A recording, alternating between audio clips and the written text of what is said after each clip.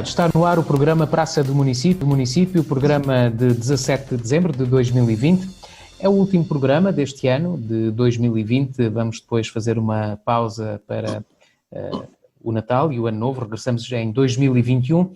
O programa desta semana tem a participação à distância, devido à pandemia da Covid-19. Tem a participação de Nuno Alas, do PSD, Diogo Vasconcelos, do CDS-PP, Bruno Martins, do Bloco de Esquerda e João Simas, da CDU. Vamos fazer uma primeira ronda com as notas de abertura. Começamos pelo Nuno Alas. Boa tarde, Nuno. Então, olá, boa tarde às pessoas que nos ouvem através da Diana FM e aos colegas de painel.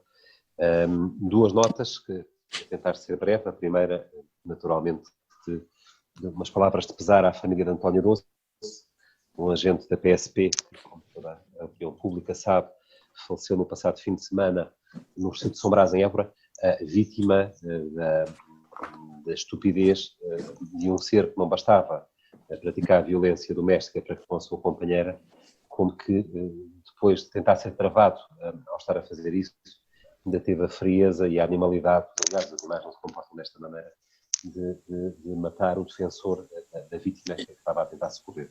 Portanto, essencialmente palavras de pesar para a família, para a PSP de Évora também, para a comunidade em geral, penso que Évora, o país, mas em particular Évora, ficou consternada com tudo que se passou, e palavras, não conseguimos fazer mais nada nesta fase, senão endossar estas palavras de sentimentos à família.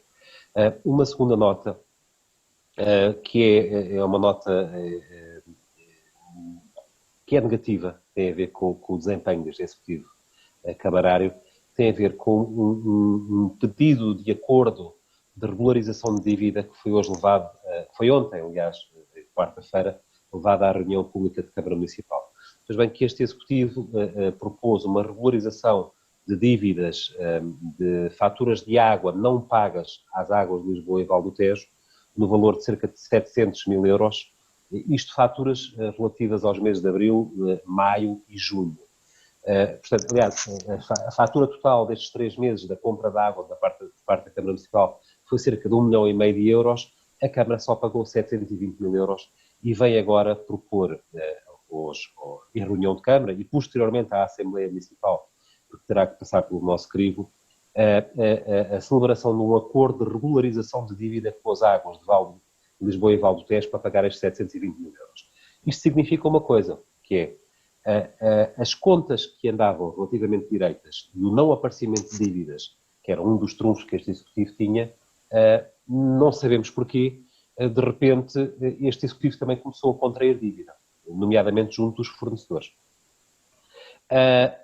Isto significa que destes 720 mil euros que não foram pagos relativamente ao fornecimento de 3 meses de água, a Câmara vem propor um acordo de regularização desta dívida a 40 prestações trimestrais para pagar esta dívida às águas de Lisboa e Val do Tejo, para um empréstimo que irá terminar dia 15 de dezembro de 2030, ou seja, protelar durante quase 10 anos esta dívida a uma taxa de juros baixinha, de 1,5 €, qualquer coisa. Ora, se é que é verdade que não pagar 720 mil euros pode ter dado jeito à Câmara para utilizar esse dinheiro para outra coisa, até porque depois vai regularizar isto num prazo de 10 anos, praticamente, pagando juros baixíssimos, o que é verdade também é que esta Câmara encontrava-se numa linha de regularização de dívidas e de não contração de dívidas.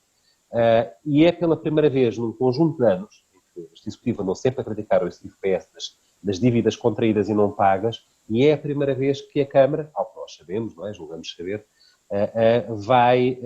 está a contrair dívida e que assume que não a consegue pagar e que por esse mesmo motivo vai regularizar esta dívida num prazo de 10 anos. Portanto, acho que aqui algo que Pinto Sá tem que explicar aos eburenses, tem que explicar aos eleitos, não só na Câmara Municipal, mas na Assembleia Municipal da próxima sexta-feira, porque julgo eu que se voltou aqui a abrir um precedente que eu pensava que em Évora já não iria existir tão breve. É apenas estas notas. Muito bem. Segue-se o Diogo Vasconcelos, do CDS. Boa tarde, Diogo. Olá, boa tarde a todos, que é os meus colegas de painel, quem nos chega lá em casa. Só tenho uma nota, a minha única nota é manifestar o meu profundo pesar, meu e do CDS, obviamente, pela morte do agente António Doce. O Nuno já disse tudo, é uma brutalidade sem qualquer justificação. Era uma pessoa, nós vivemos numa cidade pequena, toda a gente acho que toda a gente conhecia, pelo menos de vista, sabia quem era o agente em questão, que conhecia, pronto, tinha ali, era um sítio de passagem, onde ali o quiosque, que a mulher dele explora. Portanto, era uma pessoa que toda a gente conhecia cá em Évora e é uma brutalidade completamente injustificada e espero sinceramente que a justiça corra célere e que os culpados sejam devidamente castigados por esta coisa sem nexo. Fiquei muito chocado, e espero que não se volte a repetir e que isto seja uma. Nossa cidade não está habituada a estas violências e espero que tenha sido uma vez sem exemplo. E temos também refletir também um bocado sobre a dicotomia de termos um agente prisional que está preso ao fim de semana. Eu confesso que me fez um bocado de confusão esta, esta, esta disparidade, digamos assim. Violência doméstica, está preso ao fim de semana, mas era sábado, não devia estar preso. Não cheguei a perceber bem toda a envolvente. Só retive este pormenor que na realidade achei estranho, mas há de haver uma justificação que pelos vistos não funcionou porque ele estava a cumprir uma pena em pena suspensa e acabou por assassinar um agente no cumprimento do dever. Era só isto, é a única nota que tenho por hoje. Segue-se a nota de abertura do Bruno Martins. Boa tarde, Bruno. Boa tarde, Sérgio. Boa tarde aos colegas de painel. Boa tarde a quem nos ouve através da Diana FM. Tenho apenas 3 notas de abertura e também vou ser rápido, tal como prometido. A primeira, obviamente, para expressar o profundo pesar e enviar um abraço e as condolências e os sentimentos à família do agente António Doce e a todos os seus colegas, camaradas de profissão, aos seus APSP em geral, e prestar a minha homenagem à coragem de um homem que não virou a cara perante uma cena brutal de violência doméstica, de violência contra uma mulher. Quantas pessoas virariam a cara, mas este cidadão e agente, cumprindo aquilo honrando a sua missão, não só como agente da PSP, mas como cidadão, não virou a cara. E eu gostaria de, obviamente, endereçar os sentimentos à família de António Doce e, acima de tudo, dizer que a coragem que António Doce teve irá perdurar entre muitos de nós e muitas de nós que não continuarão a não virar a cara perante cenas brutais de violência doméstica. De resto, é esperar que a justiça haja com serenidade. Eu quero acreditar na justiça de Portugal, embora tenha muitas reticências em relação àquilo que tem acontecido. Muitos casos de violência doméstica, a forma como muitos casos de violência doméstica têm sido tratados pelos nossos tribunais. Julgo que é uma área que deveria merecer um especial cuidado, uma especial análise, tanto política como de todo o sistema judicial, não só pela pena que este sujeito tinha e que era esquisita, mas são inúmeros os casos de pessoas, de agressores que têm ou que são ilibados ou que têm penas muito, muito estranhas e portanto era algo que deveria ser repensado, mas prestar essencialmente a homenagem a António Doce, que foi um cidadão exemplar, infelizmente assassinado de forma brutal e portanto um grande abraço solidário. Uma segunda nota para aquilo que é mais do que esperado, que é infelizmente a subida, mais do que esperada, a subida do nível de risco no concelho de Évora. Já ultrapassámos em larga medida o nível e era necessário praticamente a não existência de casos nos próximos dias para que não fosse decretado o nível de risco muito elevado para o nosso concelho a partir de 24 de dezembro, julgo eu. Portanto será algo que vai acontecer, infelizmente. Está a acontecer no nosso Alentejo aquilo que já aconteceu na primeira vaga, que é um pico, algumas semanas depois do pico registado no resto do país. Infelizmente verifica-se outra vez e esperar que as cadeias estejam contidas e que continue a haver responsabilidade por parte de todos nós.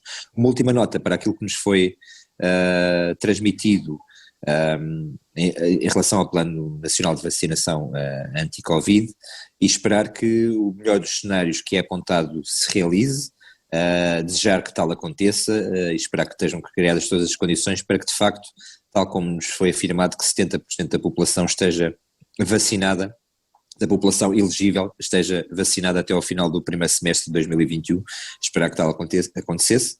Acho que seria uma boa notícia, embora ainda existam naturalmente muitas dúvidas, não em relação à fiabilidade da vacina, mas em relação à durabilidade da proteção, da imunidade que a vacina nos irá dar.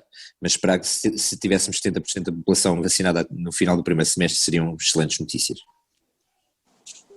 Muito bem, e vamos para a nota de abertura do João Simas, da CDU. Boa tarde, João. Ora, boa tarde a todos. Eu queria também referir em primeiro lugar esta situação de um agente da polícia que foi morto em Évora, portanto o agente António Doce, que interveio numa situação de violência doméstica reiterada, e eu sublinho reiterada, e com uma condenação anterior.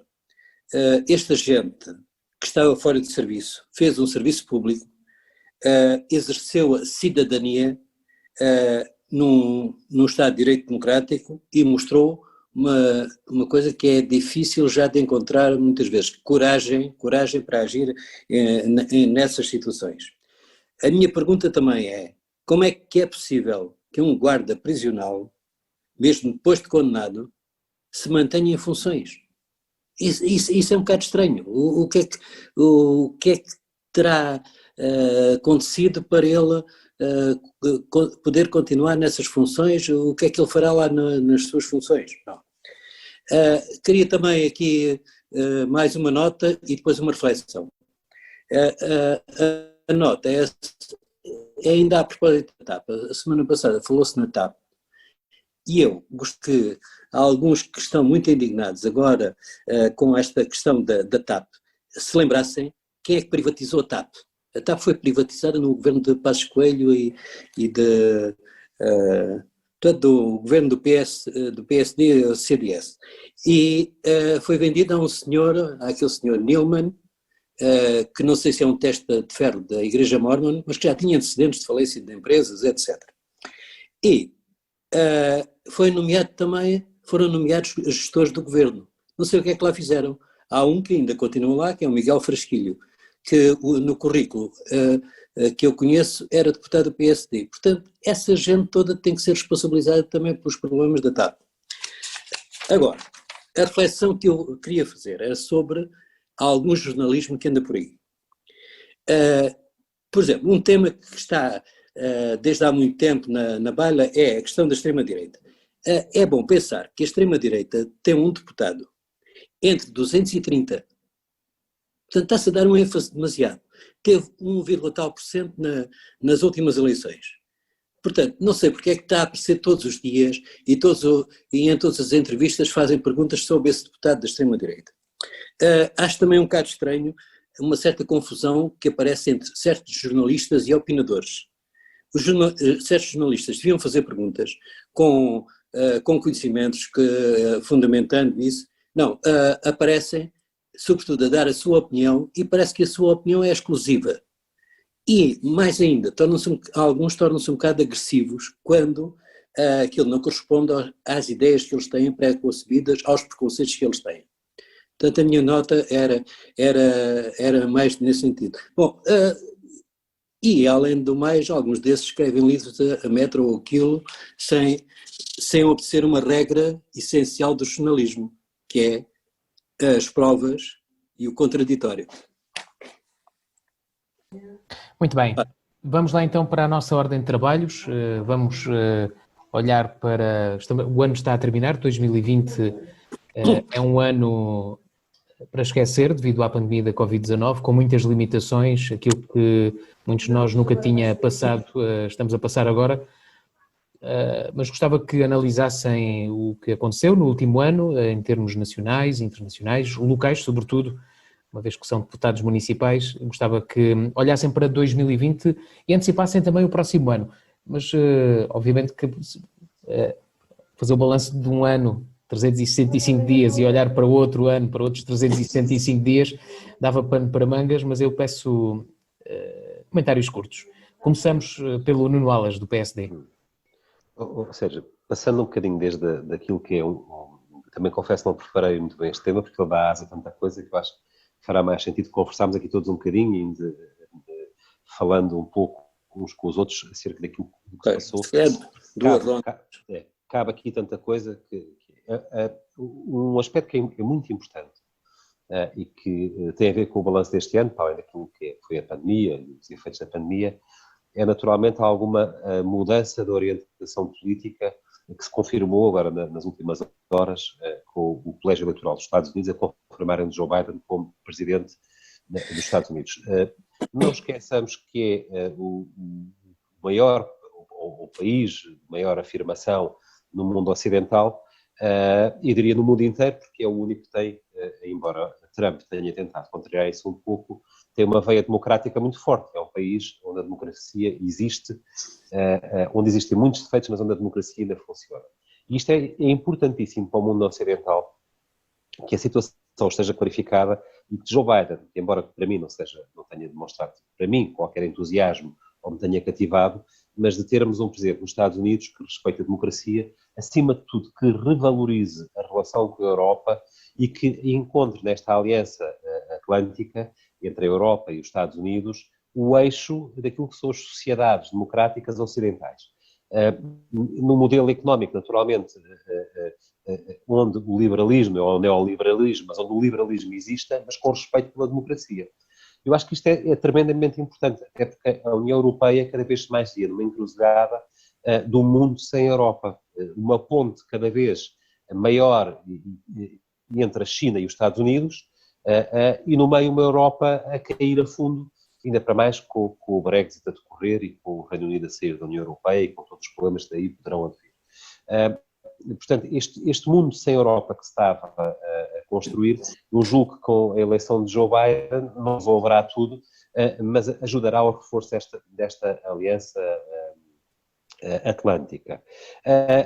Isto para a Europa, naturalmente, é extremamente importante, tal como é para os Estados Unidos, que os Estados Unidos não se podem isolar, e ainda para mais cavalgando cada vez mais a China para uma veia de Xi Jinping, para uma veia mais autoritária, bem visível na forma como são, por exemplo, reprimidas manifestações em Taiwan e Hong Kong. Portanto, a China voltou a ter um discurso muito fechado e de pouca margem para opiniões contrárias. São inúmeras as prisões e os desaparecimentos de dissidentes, de pessoas, de jornalistas que contrariam e questionam sobre o que está a passar na China. Portanto, é importante reforçar esta veia atlântica dos países democráticos da América, mas também da Europa, até pela afirmação do mundo e o papel histórico que nós temos a esse nível. A nível local, e naturalmente todos estes países, a pandemia começou precisamente na China, mas que paradoxo, onde afetou mais pessoas, em parte por causa da estupidez de Trump, foi precisamente nos Estados Unidos. A nível aqui em Portugal, e ligando isto à política, naturalmente, como é que estas questões da saúde convivem com aquilo que é a política e a vida dos portugueses, eu diria que apesar das desgraças do Covid-19 e desta forma como esta pandemia entrou no nosso cotidiano e no nosso dia-a-dia, eu acho que os portugueses, de forma geral, deram um bom exemplo e uma boa imagem de como se devem comportar num combate a um flagelo desta natureza. E é verdade, naturalmente que há exceções, mas de forma geral os portugueses souberam estar à altura dos sacrifícios que foram pedidos e ainda hoje o conseguem fazer. Nós tivemos, por exemplo, quando foi o primeiro surto de Covid, países como a Itália, a Espanha, etc., com níveis assustadores e brutais de mortes, coisa que na altura não chegou a Portugal. É verdade que agora temos níveis elevados, mas em parte pelo facto do nosso Serviço Nacional de Saúde ser robusto, em parte também pela responsabilidade dos portugueses terem sabido acatar as regras. Portanto, as coisas podiam estar a correr pior, julgo eu que não estão. Isto não quer dizer que está tudo a entrar no bom caminho e que vamos resolver tudo, não é disso que se trata, mas julgo que os portugueses estiveram à altura do desafio que lhes foi colocado. Até mais do que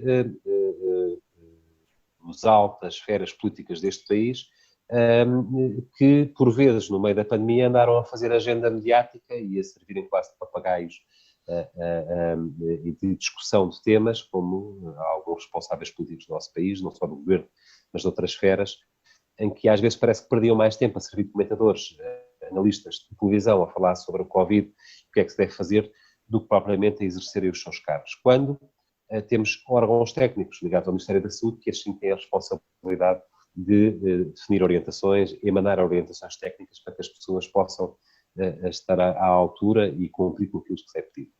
Bem, portanto, essencialmente foram estas duas coisas. Eu acho que politicamente vamos entrar agora num ciclo novo que inicia-se com as eleições presidenciais. Há uns dias saíram umas projeções, ou uma sondagem, também vale o que vale, mas que não é a eleição de Marcelo Rebelo de Sousa à primeira volta. Um desaparecimento por completo dos candidatos mais à esquerda, nomeadamente do PCP e do Bloco de Esquerda, e resultados muito tenues para a candidata do Partido Socialista, que não é apoiada pelo Partido Socialista, mas é do Partido Socialista, Ana Gomes, e o aparecimento, logo abaixo, de André Ventura, do Chega, a aparecer como o terceiro candidato mais votado. Isto vale o que vale, mas este vai ser o início do ano político, vai ser a eleição do Presidente da República, que eu espero que, acima de tudo, que seja coincidente com uma vacinação em massa, organizada e significativa dos portugueses com as vacinas que estão disponíveis no mercado e que à partida vão estar disponíveis. O responsável do plano de vacinação, hoje, já em declarações à imprensa, vem dizer que poderíamos começar a vacinar-se se já tivéssemos as vacinas, significa que os profissionais que vão fazer essas mesmas vacinações, a logística, os equipamentos e as infraestruturas estão disponíveis, portanto esperemos que na altura das eleições presidenciais esteja já a existir uma vacinação em massa, nomeadamente daqueles que são os mais frágeis e que têm que ser vacinados em primeiro lugar. Para terminar, e isto vai ser um ano com duas eleições, é sempre um ano muito divertido e cheio de atividade política, com as eleições autárquicas que vão ser em setembro do próximo ano, setembro ou outubro, já não tenho bem presente, se está numa destas duas alturas, num destes 2 meses, e em que, falando agora aqui do nosso, tentando fazer a projeção para essa altura e falando agora aqui do nosso Conselho, onde, à partida, ao que tudo indica, a CDU voltará a manter a candidatura que tem mantido nas duas últimas eleições, portanto, Paulo Pinto está a liderar o projeto, caberá agora, naturalmente, aos partidos, não só ao PS, mas também aos partidos, ao PSD, ao CDS, ao Bloco de Esquerda, apresentarem desafios à altura e, acima de tudo, eu acho que estarão reunidas as condições para que, mesmo ganhando qualquer um dos partidos, destes que eu agora referi, nenhum deles, ou muito dificilmente, algum destes terá a maioria absoluta e, portanto, no Executivo camarário. E que implica uma nova geometria de votos, uma nova geometria de decisão e que na democracia obriga a maiores entendimentos ou a maiores discordâncias, mas, portanto, estaremos perante um ano em que as câmaras, neste caso a Câmara de Évora, não poderá mostrar muito, a não ser algumas obras que já têm em curso, tentar quase em suspense, congelada, pelo facto de tal como está o país, não é? Como está o país por causa desta pandemia, e portanto vai ser interessante perceber qual é que são os argumentos e as propostas que cada partido traz para estas eleições em setembro. De forma muito geral, era isto que trazia sobre este tema. Muito bem, segue-se o Diogo Vasconcelos sobre 2020 e as perspectivas para 2021. Diogo. Bem, pronto, é inevitável, o ano 2020 é marcado por esta pandemia, com tudo o que se passou à volta dela, com a volta a 180 graus que as nossas vidas levaram. Ninguém estava preparado, ninguém estava à espera daquilo do que se passou, mas tivemos que responder e isto ainda não acabou nem pouco mais ou menos, portanto ainda falta. Eu acho que 2021 vai ser um ano marcado pela pandemia também, pelo menos até meados do ano vamos estar abraços com esta situação. Temos que continuar a fazer o melhor que conseguimos e o melhor que sabemos para enfrentar isto. Ninguém estava preparado para isto. Eu acho que a população portuguesa respondeu dentro da medida do possível, respondeu bem, tivemos uma atitude positiva, tivemos uma vontade e uma responsabilidade, obviamente que há exceções, mas diria que grande parte, grande parte das pessoas tiveram, a maior parte das pessoas tiveram uma atitude responsável perante isto. E pronto, agora vamos ver para 2021 os efeitos disto tudo, não é? Temos muito emprego mantido graças ao financiamento do Estado, não é? Ao layoff. Temos muitas empresas ligadas às máquinas, como se costuma dizer, uma analogia um pouco feliz, porque uma pandemia de saúde pública, mas é verdade. E no fundo vamos ver como é que tudo isto vai, como é que vamos reagir enquanto país, enquanto tecido económico, enquanto empresas, enquanto Estado a tudo que 2020 nos deixou. Isto é um ano péssimo, diga-se de passagem, e vamos ver como é que vamos resolver isto tudo em 2021. Eu só quero deixar aqui uma nota negativa no meio disto tudo para a atitude que dei, que reparei e que vi da parte de muitos responsáveis políticos durante este ano, porque às vezes, perante as situações, perante os problemas, perante as necessidades de ação, ainda agora assistimos a isso e vamos falar do assunto a seguir, portanto não vale a pena, mas eu acho que a primeira ideia, perante isto da pandemia aconteceu muito. Eu lembro o que aconteceu aqui em Évora com o escândalo de Reguengos, quando morreram aquelas pessoas todas.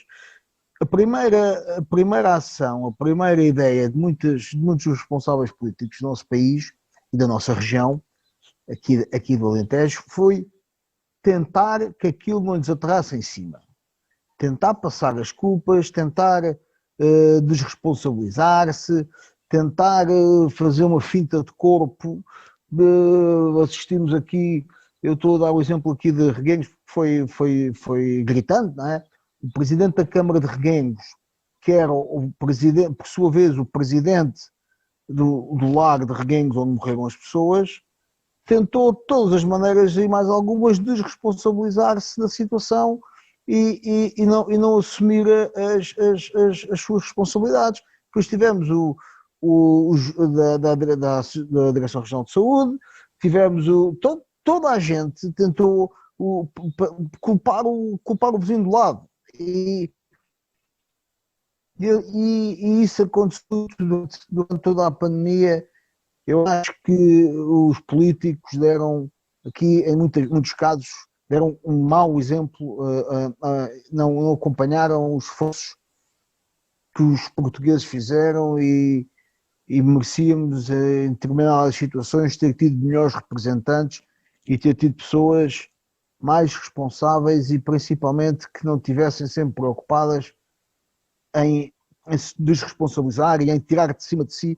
Eu sei que deve ser pesado, eu não queria estar no lugar de nenhuma destas pessoas, principalmente os responsáveis da saúde, porque sei que deve ser pesado ter uma situação destas em cima e é tudo novo, ninguém sabe reagir, ninguém sabe como é que há de estar, nem como é que há de reagir. Agora, há uma maneira responsável que é dar o peito às bolas, mandar-se por cima dos problemas e tentar resolvê-los, e há outra maneira que eu assisti mais vezes que aquelas que desejava, que é tentar ver como é que consegue não ficar, como é que se consegue responsabilizar da situação. Portanto, eu acho que isto correu muito mal, espero que não tenhamos que continuar a assistir isto daqui em diante. Não estou a falar de toda a gente, atenção, eu acho que houve grandes pessoas que trabalharam muito bem durante a crise, durante o Covid. Agora acho que casos mais amidos que aquilo que devia ter acontecido, houve um bocado disto e não ficou bem, as atitudes não ficaram bem a quem as tomou. Pronto, eu queria deixar esta nota porque, na realidade, é uma coisa que me fez um bocado de impressão durante este ano. Noutro aspecto, temos a nível político, temos várias várias coisas interessantes. Podemos dizer que 2020 é o ano do Covid e é o ano do Chega, porque é quando falou-se do Chega o ano inteiro. Não percebo o que é que a nossa comunicação social encantou-se com o André Ventura, encantou-se com o Chega, encantou-se com aquele discurso de não vamos deixar de pagar aos ciganos e tal, não foi só ele. O quê? Não foi só a comunicação social, também houve uns acordos nos Açores. João, certo, sim senhora, e se vocês não falassem tanto da mesma coisa, também se calhar não eu acho fantástico ouvir. Eu não fiz acordo nenhum. Ouvir candidatos à presidência da República, acho fantástico, eu sei que acho fantástico e não percebo como é que dizerem que vão tentar ilegalizar partidos políticos, quer dizer, acho que não é assim, não é por aí, não é proibir que a coisa se resolve. E por causa disto tudo, por causa desta constante guerrilha, por causa ontem assisti uma entrevista na RTP1, é que, quer dizer, aquilo não é maneira de se entrevistar uma pessoa, não sei se mais alguém assistiu. Aquele ataque, aquela agressividade para cima do entrevistado não é produtiva, não é assim que se fala com uma pessoa, não é assim que se entrevista uma pessoa. Tanta coisa que há para dizer, tanta coisa que há para falar, aquilo é a maneira de. E depois admiram-se. É porque depois é óbvio que o partido, que o Chega, está sempre nas bocas do mundo, está sempre na primeira linha, está sempre. Como é que eu há bocado concordo com aquilo que o João disse, talvez por outro prisma, mas como é que o partido com um deputado consegue estar sempre a ser mais falado que os outros todos? Portanto, acho isso interessante. E este foi, sem dúvida, o ano do André Ventura, a nível político, em Portugal. Foi sem dúvida o ator político que correu melhor o ano e foi o destaque político do ano em Portugal, quer queiram, quer não queiram. Não há nada, é incontornável. Outra coisa, a nível internacional, eu acho, tinha isto para falar, o Nuno já falou um bocado, mas assistimos aqui a uma subida muito grande da influência da China, e a China lançou o vírus, mas é a única grande economia que se aguentou relativamente bem, não é? Não estou a dizer que teve um ano excelente, mas parece que até vai crescer, que é uma coisa que, em relação às outras potências, digamos assim, faz uma grande diferença. Agora com a queda do Trump, vamos assistir talvez a uma tentativa de voltar ao centro do palco da política internacional por parte dos Estados Unidos. A China já se chegou muito para o centro do palco, agora não sei, o Putin também lá quer estar, como é que isto tudo vai resultar. O Trump estava bem mais nos bastidores, não parece que o Biden alinhe pelo mesmo diapasão. E pronto, e temos o Brexit, vai ser o ano também do Brexit, em que foi um bocado posto de parte com a crise do Covid, mas o que é certo é que é um grande facto e um grande acontecimento de 2020. Parece que ainda não há acordo, espero que haja, mas também acho que a União Europeia não pode ceder a tudo o que os ingleses, a tudo o que os britânicos querem, portanto a coisa não, e não parece que esteja com vontade de ceder, portanto eu acho que ainda vai correr muita tinta nesse assunto. A nível local, não quero destacar, pronto, foi um ano complicado também a nível local, eu acho que a Câmara fez o que pôde, há coisas a apontar, com certeza que haverá, coisas que correram bem, coisas que correram mal.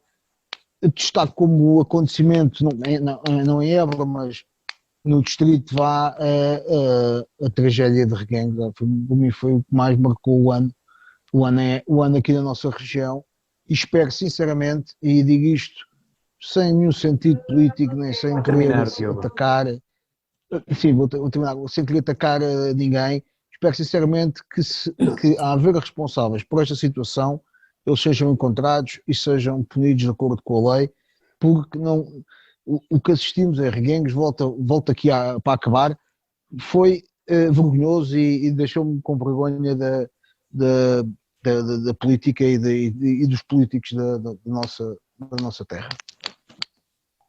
Muito bem, agora é o Bruno Martins, do Bloco de Esquerda. Bruno, o que é que, na sua opinião, o que é que marcou o 2020? Não é difícil de adivinhar, não é? Pois não é. E passaste-me uma rasteira que eu este ano tinha prometido que não fazia balanços depois de um ano como este, e cá estamos nós a fazer o balanço, mas vamos a ele. Bruno, é inevitável fazer balanços quando claro, a terminar o ano. Estou a brincar contigo, mas de facto é um ano que não apetece sequer fazer balanço. Não diria que é um ano para esquecer, porque eu acho que ainda assim há uma pedagogia importante que este ano nos traz a vários níveis, e acho que é isso que deve ficar. Obviamente todo o mundo sofre em conjunto com uma mesma pandemia, e todos os seres humanos foram confrontados com um impacto brutal ao mesmo tempo e com um medo enorme. E é incrível ver como os seres humanos perante o medo, e este ano mostra-nos isso de uma forma tão clara, perante o medo que existe, que é natural, perante a ameaça que existe medo, e perante o medo existe defesa. E nesta defesa há duas grandes formas de atuar, e isso ficou patente em todo o mundo, e no nosso país conseguimos ver isso de forma muito clara entre os nossos vizinhos, as pessoas que conhecemos, os nossos familiares, como as pessoas podem reagir de maneiras diferentes e de maneiras até antagónicas. Perante o medo podemos fazer duas coisas. Podemos ativar mecanismos de solidariedade, de interajuda, de partilha, e isso foi evidente em tantos momentos, em tantas histórias que conhecemos pessoais, que vemos nas redes sociais, que vimos na televisão, de pessoas que se interajudaram, que acolheram os problemas dos outros, que estiveram presentes para ajudar quem sofria da doença, ou quem sofria diretamente da doença em si, ou dos impactos sociais da doença, e vimos tantas pessoas a mobilizar-se, tantas associações, bombeiros, tantas e tantos de nós a mobilizarem-se para ajudar os outros. Isso foi muito bonito de ver, essa capacidade que o ser humano tem, e acho que isso é algo que devemos realçar e devemos reforçar junto das nossas crianças e jovens, como é importante. Perante um momento de ameaça tão grande como nós tivemos ao longo deste ano, e estamos a sentir, podemos nos ajudar uns aos outros e ser verdadeiramente comunidade, e essa comunidade não se esgota num concelho, num distrito, num país, é um sentimento de comunidade e de partilha que deve ser entre humanos, mas também há o reverso, há pessoas que perante o medo atacam, perseguem, não hesitam em apontar dedos, procuram encontrar culpados a cada esquina, que metem fotografias nas redes sociais porque veem uma pessoa sem máscara, porque veem um ajuntamento, porque estão revoltadas, porque se perseguem mutuamente, porque culpam tudo e todos, e que perante o medo ativam o pior que há no ser humano. E é aí que os populismos crescem.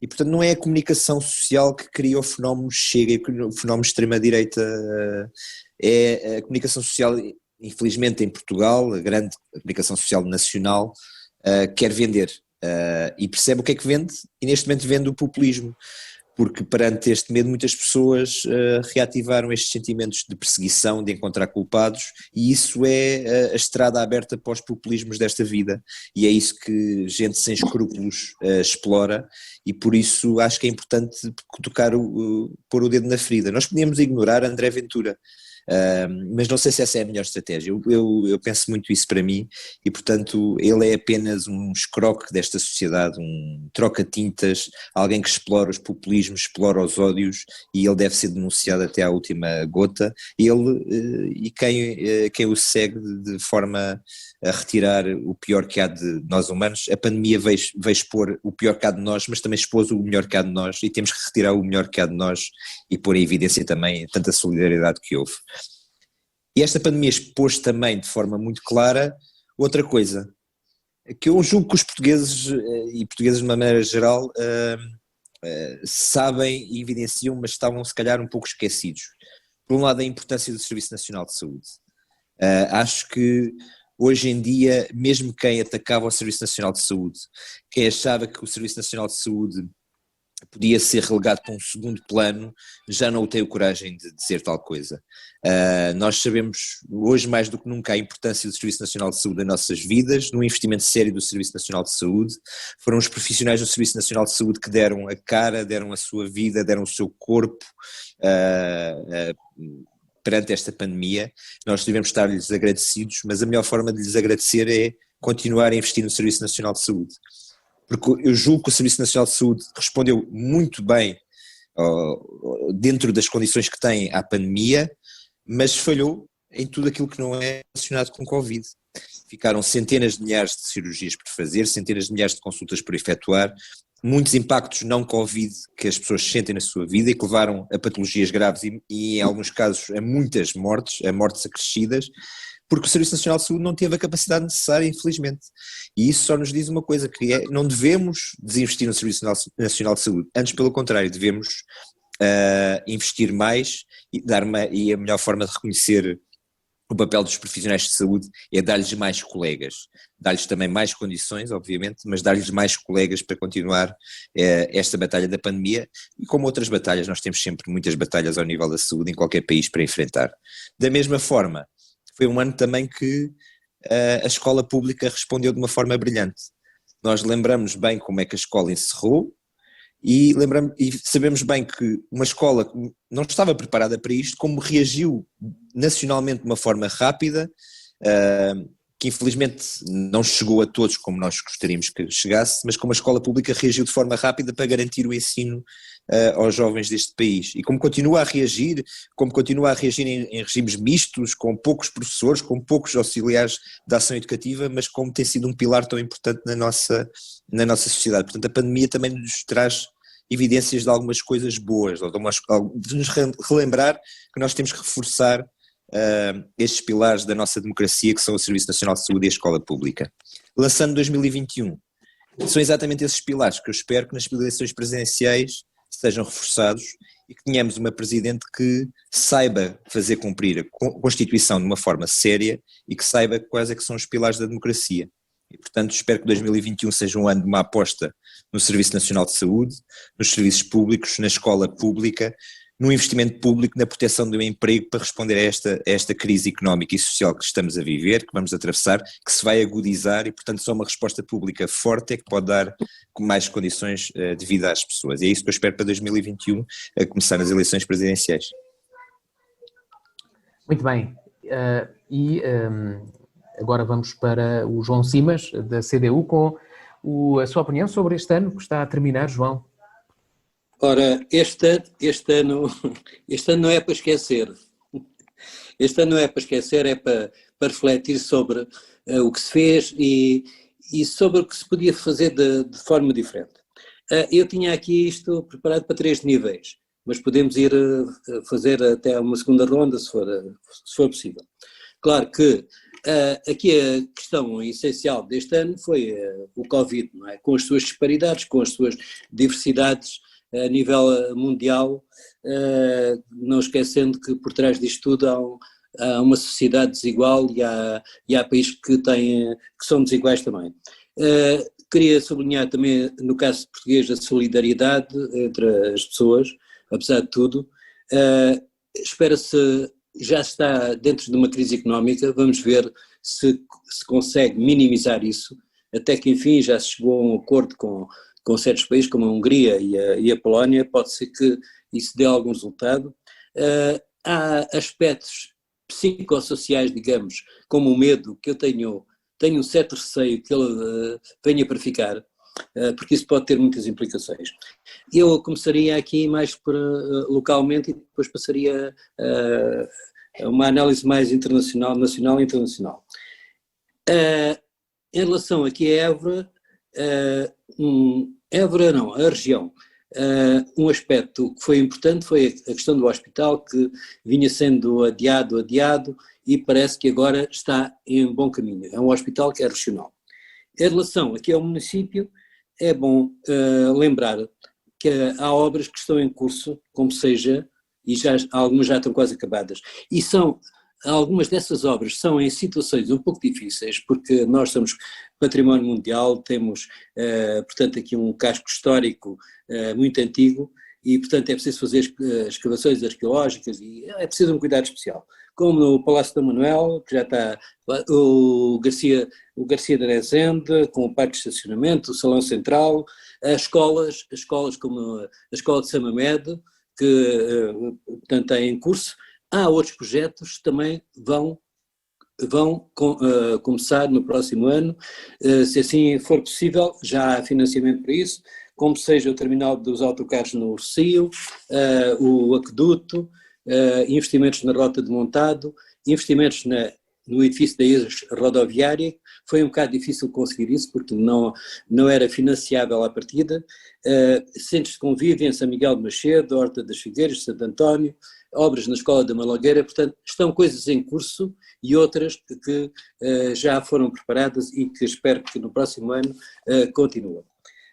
A nível nacional, portanto, lá temos o problema outra vez do Covid, que levou a estados de emergência sucessivos, com algum exagero. Eu nestes últimos tenho sido contra, porque acho que há coisas que não são um bocado contraproducentes, sei lá, já dei aqui exemplos para que limitar os movimentos das pessoas às 11 horas está tudo fechado, não é? Portanto, há coisas que não se percebem muito bem, tem que se confiar também nos cidadãos, e acho que os cidadãos em geral têm tido algum cuidado. Já aqui foi falado que o Serviço Nacional de Saúde resistiu a estas provas todas, o sistema de ensino também resistiu, embora com alguns problemas, e a sociedade política, digamos, também resistiu. Esteve em perigo o orçamento do próximo ano, poderia gerar uma grande crise política, mas foi aprovado, embora só por um partido, com abstenções de outros e votos contra de outros. Há também alterações fundamentais na estratégia de alguns partidos de direita. O caso dos Açores não é um caso isolado. Portanto, é mesmo uma alteração estratégica, acordos com a extrema-direita, portanto, isso tem que ser muito bem pensado. E, portanto, são alguns desses problemas a nível nacional. A nível internacional, continuamos com problemas de refugiados, da Síria, da Líbia, etc., outros que vêm dos confins da África, através dessas rotas um bocado esquisitas, muitas vezes com contrabandos e isso, pelo meio. Temos expansionismos de certas potências como a Turquia, que é uma ditadura que tem dezenas de milhares de pessoas presas e pouco se fala. Cresceu este ano o negacionismo em relação à ciência, isso foi um bocado incentivado por certos políticos, é o caso de Trump nos Estados Unidos, é o caso de Bolsonaro, que levaram os países à miséria e à expansão do vírus. O próprio Boris Johnson, mas esse recuou um bocado, talvez por causa da influência da opinião pública inglesa, que é muito forte. Um aspecto importante que moveu muita gente também foram as eleições americanas, e com todo esse negacionismo do Trump e até já um vislumbre quase de ditadura que ele queria impor, mas mesmo assim as instituições reagiram bem. Um problema que temos este ano e que vai continuar nos próximos anos é a questão do Brexit inglês, que afeta não apenas o Reino Unido, como afeta a Europa e também afeta Portugal, porque nós temos relações especiais com o Reino Unido desde há muito tempo, temos turismo do Reino Unido e exportações, etc. Queria também referir outros casos como é o caso de alguns, se calhar por serem pobres e serem de outra cor, não se fala tanto deles, como é o caso dos moçambicanos, sobretudo no norte de Moçambique, em que grupos de um determinado Estado Islâmico, financiados ou pelo menos educados pela Arábia Saudita, têm feito massacres no norte de Moçambique. E a comunidade internacional tem que se mexer em relação a isso. E terminou, João. Muito bem. Ora, temos de arrumar este tema e temos de avançar para o tema do Nuno Alas, porque, enfim, o programa caminha a passos largos para o fim. Temos cerca de 15 minutos 20 minutos, com prolongamento, para abordar o tema do Nuno Alas. Quero falar sobre a reforma do CEF. Há pouco, antes de começarmos a gravar, falava o Nuno em atrapalhada do governo. E não só atrapalhada de muita gente. Se me permitem, e pegando aquilo que o João Silva estava agora na intervenção dele a falar no norte de Moçambique, já pelo menos há uns anos que há em alguma imprensa, até nomeadamente internacional, que se quer referido que a guerra em Moçambique nunca terminou. No norte de Moçambique a guerra nunca terminou e manteve-se sempre. Há pessoas naquela zona daquele país onde pensam que a guerra nunca terminou e continua em guerrilha, confrontos, que é uma coisa impressionante. É verdade que com o terrorismo praticado pelos grupos islâmicos, este grupo, como é que se chama? Ainda agora referiste, João, grupo islâmico. O Boko Haram. Eles mudam de nome de vez em quando. Mas no norte de Moçambique nunca deixou de haver guerra. É uma coisa impressionante, onde supostamente assinaram tratados de paz, cessares-fogo, etc. E a guerra sempre se manteve. Pegando agora aqui no tema que me trouxe, eu confesso que assim, nestes dias é um dos assuntos que está em cima da agenda política e não só, e o que eu queria trazer era não tanto a atrapalhada do governo, mas a atrapalhada da situação toda e este jeito muito português, toda a gente querer falar sobre tudo, sem se conhecer em rigor aquilo que se passou e muitas vezes encontrando nas soluções administrativas as respostas para as falhas da justiça.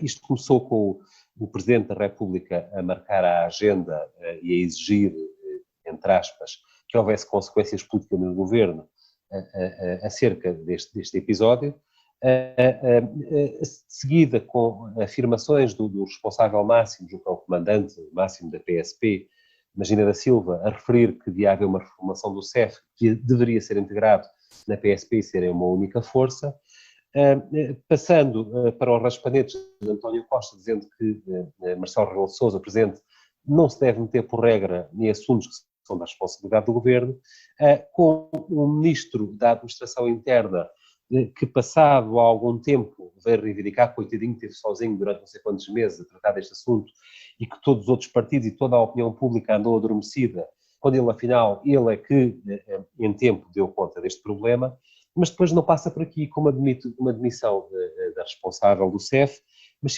simultaneamente com demissões dentro dos inspectores do próprio CEF, não sei por que motivo, mas porque os relatórios que fizeram da inspeção no caso, supostamente não estarão conformes àquilo que se possa ter passado naquele momento. As declarações do ministro António Cabrita dizendo que o médico do INEM que verificou a morte atestou que a morte tinha sido por uma causa natural, ou seja, uma paragem cardiorrespiratória, quando efetivamente não foi isso que aconteceu, nem foi isso que o médico do INEM reportou quando a autópsia veio de facto confirmar que existiram agressões e que essas mesmas agressões conjugadas foram determinantes para o falecimento deste cidadão ucraniano. Portanto, estamos naquilo que é a melhor da atrapalhada, que os amigos portugueses já se habituaram, onde, por exemplo, o caso de Tancos foi um caso bem evidente, não é? Que desapareceram as armas, depois já andavam lá tipos a roubar no meio, depois da PJ militar dizia uma coisa, o Presidente da República estava a par de outra, o Ministro da Defesa sabia outra coisa. Portanto, nesta atrapalhada, portanto, aqui ainda vai sair, não vai sair rigorosamente nada, a não ser, ou que não deva ser, a responsabilidade civil e criminal dos autores deste homicídio. Isto foi um homicídio que aconteceu, e, naturalmente, que não venham os meios de comunicação social, nomeadamente os nacionais, colocar a tónica naquilo que deve ser a remodelação do CEF. Porque, por muito que seja remodelado o CEF, certeza absoluta que não vai haver um polícia para fiscalizar cada inspector do CEF para perceber se comete ou não atrocidades para com os cidadãos. O que deve aqui existir, efetivamente, é uma justiça relativamente a este caso, para que sejam condenados, se efetivamente as pessoas sejam condenadas, efetivamente, as pessoas que tenham praticado estes crimes. Portanto, que funcione a justiça, que dê o exemplo, que não deu, por exemplo, ao caso do cidadão que aqui em Évora no dia assassinou um agente da PSP, mas que a justiça dê um exemplo e que seja afirmativa na condenação disto que aqui se passou e, portanto, deixem-se lá de conversas se deve ser reformulado o CEF, se deve passar a ter 10 departamentos em vez de ter 5, se deve depender do Ministério da Administração Interna ou do Ministério da Defesa. O que está aqui em causa são as atitudes dos humanos e de um conjunto de profissionais que tiveram esta atitude. Eu não acredito que todos os inspectores do CEF sejam assim, de certeza absoluta que não o serão.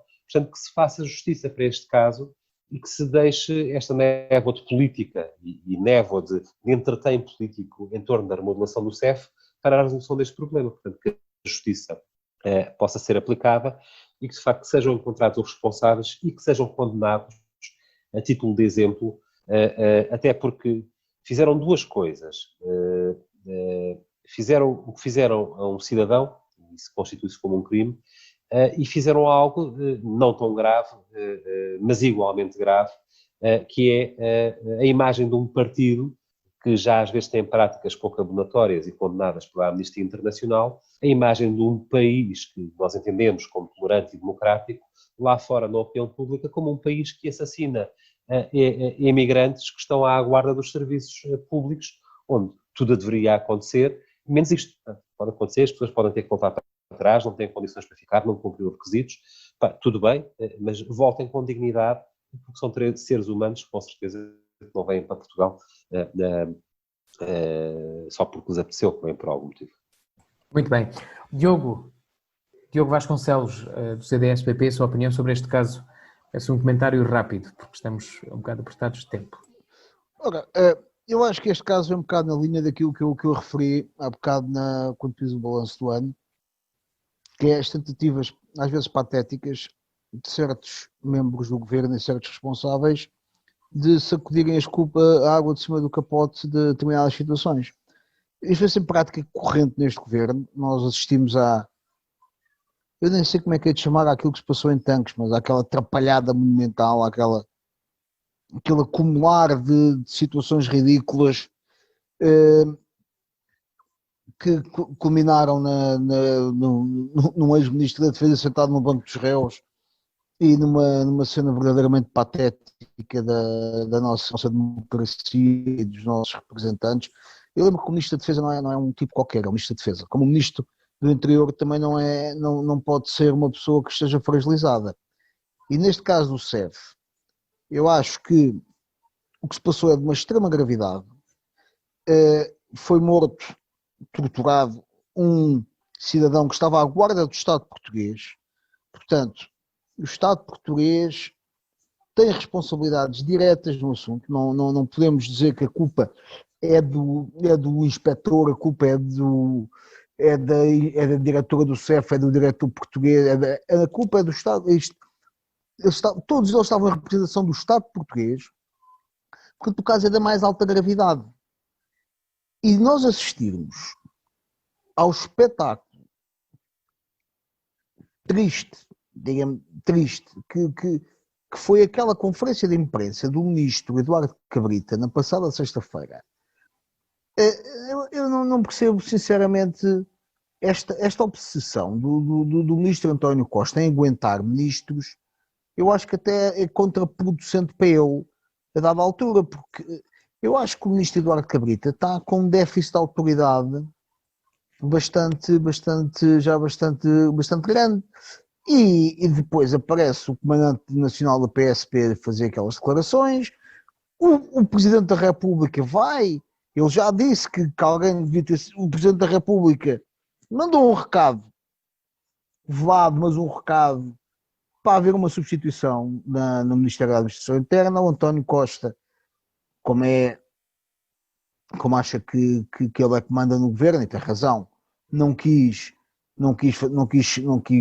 mudar o Eduardo Cabrita, parece que são amigos, muito amigos, não interessa.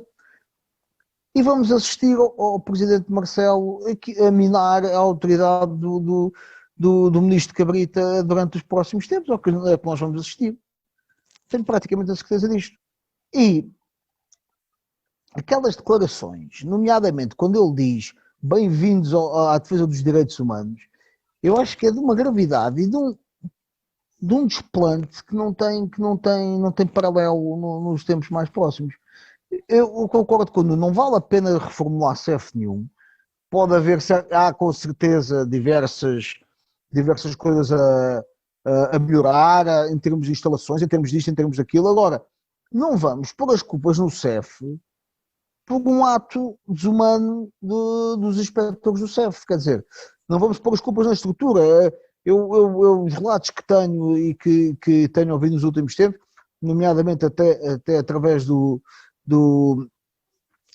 vice-presidente do CDS, que foi o secretário de Estado da Administração Interna, e que dizia que o CEF, que teve uma muito boa relação com o CEF e que achou que o CEF funcionava, era uma polícia que funcionava bem e que não era viável neste momento, nem era a melhor ideia desmantelar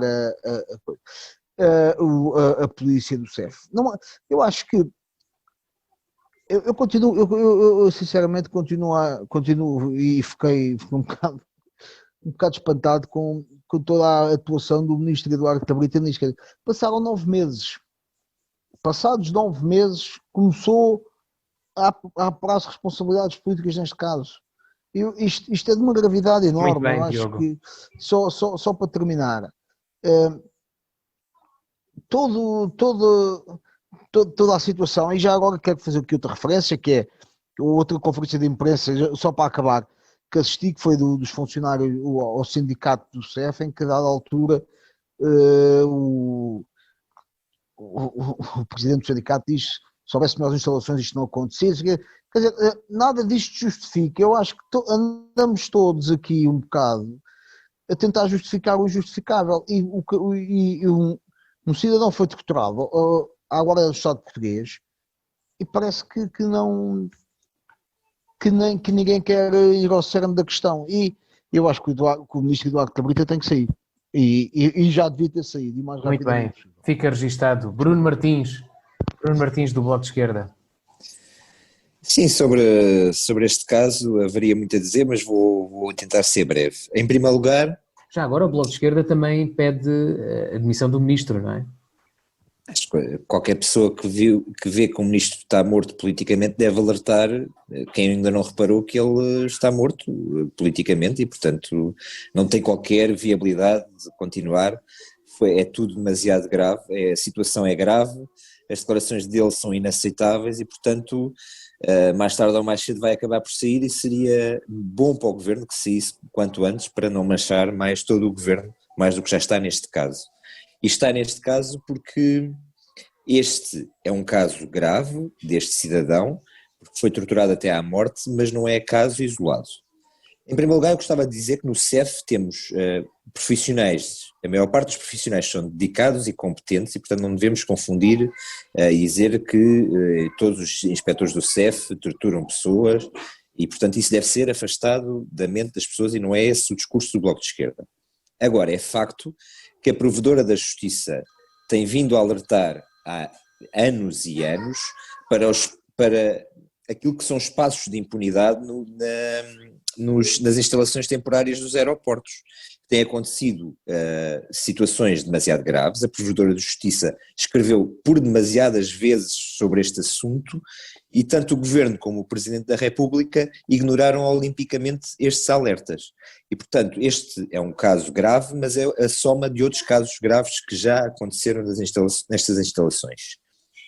E isto acontece porque, obviamente, existem profissionais que, ao contrário da maioria, não são dedicados e não são competentes e exercem a autoridade a um ponto inaceitável, mas também porque é uma questão política, porque olha-se muito para a imigração no nosso país como um caso de polícia, como um caso de qualquer imigrante que chegue deve ser investigado. A imigração deve ser olhada à chegada do aeroporto, à chegada do país, como um espaço de reconhecimento de direitos e deveres, e de perceber o porquê de cada pessoa que não é portuguesa quer entrar no nosso país e garantir-lhe todos os direitos civis e fazer com que a pessoa perceba que ao entrar no nosso país tem outro conjunto de deveres também.